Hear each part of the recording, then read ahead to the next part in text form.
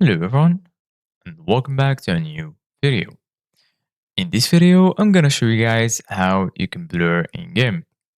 So if you guys want to learn how to do it, just follow the steps that I'm gonna show you. As you can see guys, I'm right now on Gimp.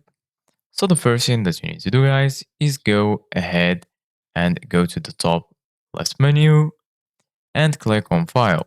Once you click on File, then go ahead and click on Open, or you can also click on Ctrl plus O.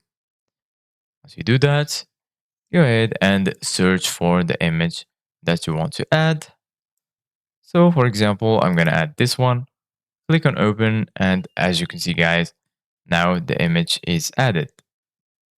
Once the image is added, you can click on Shift plus S in order to change the position of the image. You can also make it smaller or larger, change the scale, the width, the height, and also you can change this by pixel, percent, inches, and so on. To finish, click on scale and it will be scaled.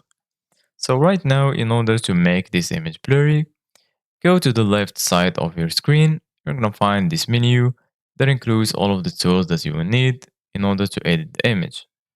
Once you're here, go ahead and search for smudge tool.